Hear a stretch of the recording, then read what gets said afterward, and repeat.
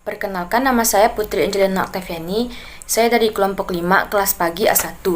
Di sini saya akan mempresentasikan materi yang berjudul unsur-unsur negara. Dalam pasal 1, Montevideo Pan-American Convention on Right and Duties of State 1933 bahwa unsur-unsur ditentukan antara lain. Yang pertama adalah permanent population.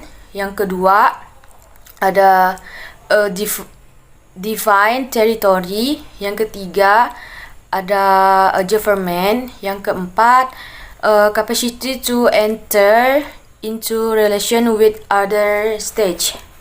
Rakyat.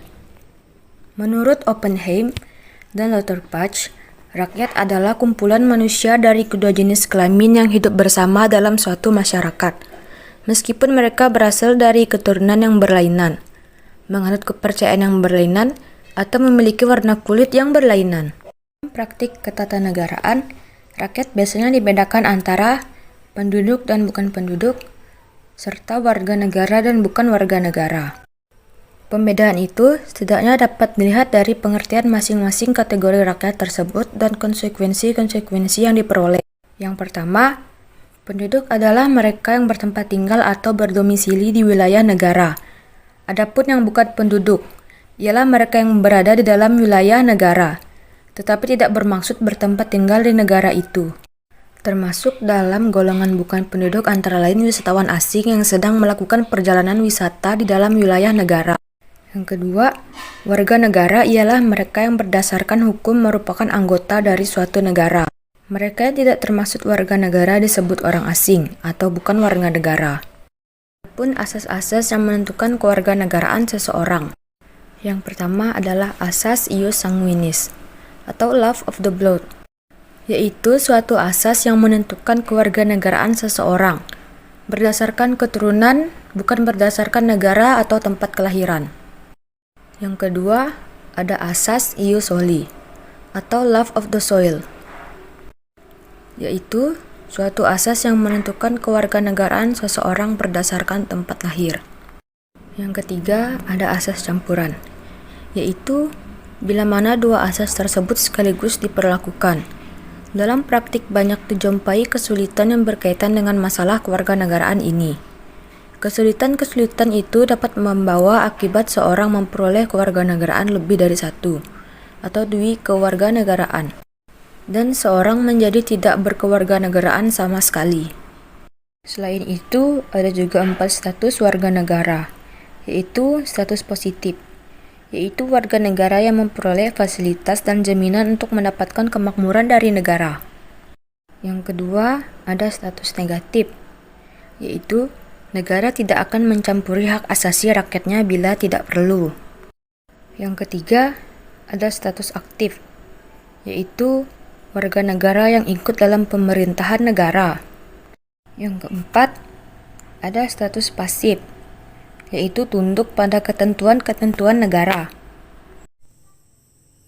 Perkenalkan, nama saya Hindra Sergio, saya dari kelompok 5, dari kelas pagi A1, mata kuliah Ilmu Negara, program studi Ilmu Hukum, Fakultas Hukum. Di sini saya akan mempresentasikan tentang wilayah.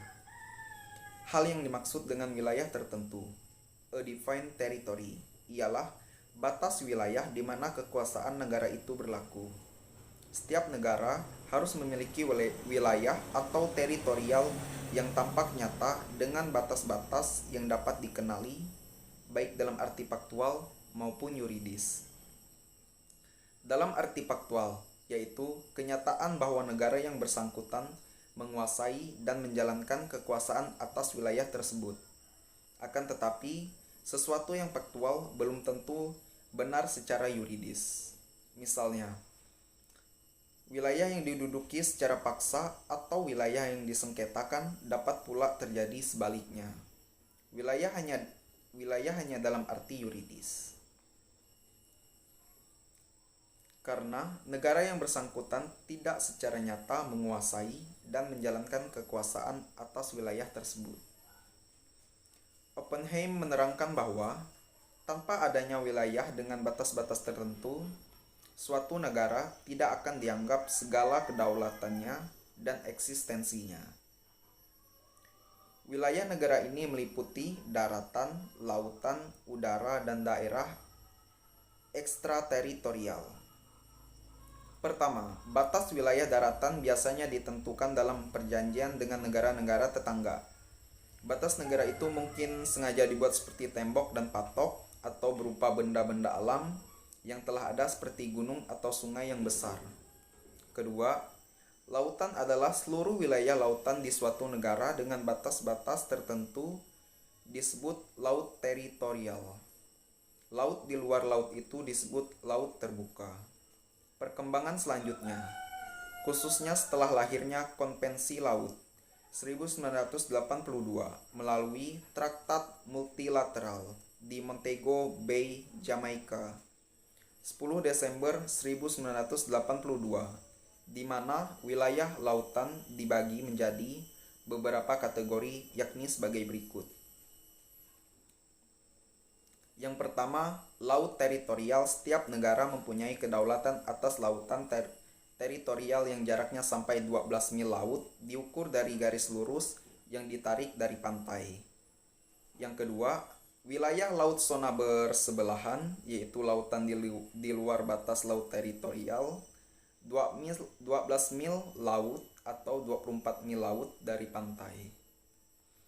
Yang ketiga, wilayah laut zona ekonomi eksklusif adalah wilayah laut dari suatu negara pantai yang batasnya 200 mil laut dari pantai. Sekian dari saya, terima kasih. Perkenalkan, nama saya Hosiana Merlin Maisuba. Saya dari Fakultas Hukum, kelas pagi A1. Baiklah, di sini saya akan menjelaskan tentang pengertian pemerintah dalam arti luas, yaitu di sini saya mendapat dari berbagai sumber yang ingin saya sampaikan pada saat ini, yaitu pengertian pemerintah dalam arti luas, yaitu pengertian pemerintah yang didasarkan pada teori klasik yang dikemukakan oleh Montesquieu dalam bukunya, yaitu L'Esprit de Lois, atau yang sering dikenal sebagai buku Jiwa Undang-Undang, yang dikembangkan oleh Immanuel Kant dengan sebutan Trias Politica. Tidak asing kita dengar, yaitu bahasa Trias Politica. Tadi sampai di Trias Politica, di sini yang membagi kekuasaan negara, yaitu atau sering disebut dengan membagi tugas pemerintahan di dalam 3 bidang kekuasaan negara, dalam 3 bidang pokok yang masing-masing berdiri sendiri, lepas dari kekuasaan lainnya. Satu kekuasaan hanya mempunyai satu fungsi, yaitu yang pertama, kekuasaan legislatif yang menjalankan satu fungsi saja. Yang kedua, maksudnya yang tadi kekuasaan legislatif yang menjalankan fungsi membentuk undang-undang. Yang kedua, kekuasaan eksekutif. Tadi sampai di kekuasaan eksekutif, yaitu menjalankan undang-undang atau pemerintahan. Dan yang ketiga, kekuasaan yudikatif. Kekuasaan yudikatif ini menjalankan fungsi peradilan. Baik, itu sedikit penjelasan dari saya. Maaf jika ada kata yang salah. Yang saya tahu tentang pengertian pemerintah dalam arti luas. Ini tadi hanya segitu. Sekian, terima kasih. Perkenalkan, nama saya Bagas Narayani Kida. Saya dari Fakultas Hukum, kelas pagi A1. Di sini saya akan melanjutkan materi pemerintahan yang berdaulat yang sudah dibacakan oleh saudari Hosiana Merlin Maisuba. Pendapat lain sehubungan dengan arti pemerintahan secara luas juga dikemukakan oleh van Vollenhoven yang menambahkan bagian keempat, yaitu kepolisian pada pembagian dari Montesquieu. Pembagian kekuasaan yang disebut Tri Praja dan Montesquieu dan ajaran catur praja dari van Vollenhoven, jika digabungkan, kewenangan pemerintahan dalam arti luas, yaitu ada bermacam jenis. Salah satunya membentuk perundang-undangan sendiri, melaksanakan pemerintahan sendiri, melaksanakan peradilan sendiri, serta melaksanakan tugas kepolisian sendiri. Menurut Pamudji, pemerintah dalam arti luas perbuatan memerintah yang dilakukan oleh organ-organ atau badan-badan legislatif, eksekutif, dan yudikatif dalam rangka mencapai tujuan pemerintahan negara atau tujuan nasional. Sedangkan pemerintahan dalam arti sempit adalah perbuatan pemerintah yang dilakukan oleh organ eksekutif dan jajarannya dalam rangka mencapai tujuan pemerintahan negara. Menurut Bagirmanan dan Kutana Magnar, pemerintahan dalam arti luas mencakup semua alat kelengkapan negara yang pada pokoknya terdiri dari cabang-cabang kekuasaan eksekutif, legislatif, dan yudisial, atau alat-alat kelengkapan negara lain yang bertindak untuk dan atas nama negara. Dalam pengertian sempit, pemerintahan adalah cabang kekuasaan eksekutif. F. Marbun dan Muhammad Mahfud MD, pemerintahan dalam arti sempit adalah organ atau alat kelengkapan negara yang diserahi tugas pemerintahan atau melaksanakan undang-undang. Sementara itu, Ermaya Suradinata berpendapat bahwa pemerintah adalah lembaga atau badan-badan publik yang mempunyai fungsi melakukan upaya untuk mencapai tujuan negara. Sedangkan pemerintahan adalah semua kegiatan lembaga atau badan-badan publik tersebut dalam menjalankan fungsinya untuk mencapai tujuan negara.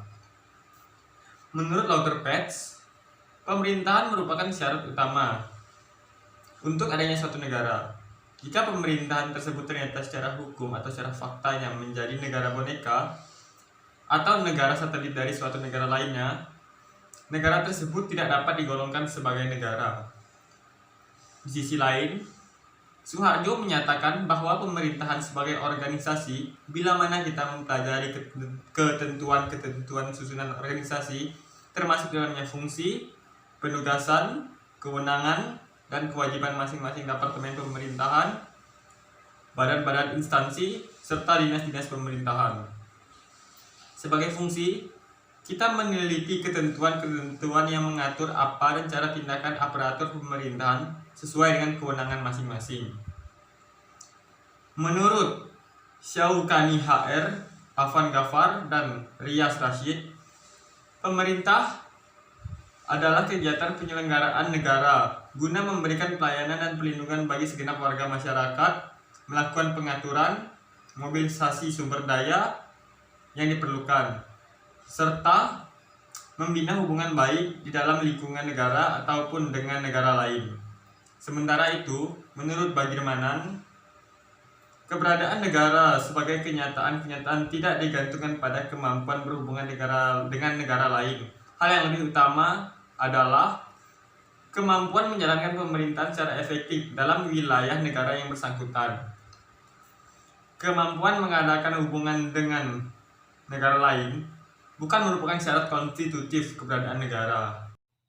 Halo semuanya, perkenalkan nama saya Margareta Unsai dari Fakultas Hukum, Prodi Ilmu Hukum, dengan NIM 2110117640 dari kelas 1A pagi. Di sini saya akan menjelaskan tentang unsur-unsur ilmu hukum bagian pengakuan dari negara-negara lain. Mata kuliah ilmu negara. Pengakuan dari negara-negara lain. Pengakuan dari negara-negara lain bukan merupakan unsur mutlak. Dalam arti kata, bukan merupakan pembentukan negara, melainkan hanya bersifat menerangkan adanya suatu negara. Pengakuan dari negara lain terdiri atas dua macam, yaitu pengakuan de facto dan pengakuan de jure. Pengakuan de facto adalah pengakuan berdasarkan kenyataan, fakta bahwa di wilayah itu diakui telah berdirinya suatu negara, sedangkan pengakuan de jure adalah pengakuan berdasarkan hukum. Sehubungan dengan pengakuan terhadap negara yang baru ini, terdapat beberapa teori. Di kalangan para sarjana hukum internasional, terdapat dua golongan besar yang sampai sekarang bertentangan. Golongan pertama ini dikatakan menganut teori deklaratif atau teori pembuktian. Golongan yang kedua dikatakan menganut constitutive theory atau teori konstitutif.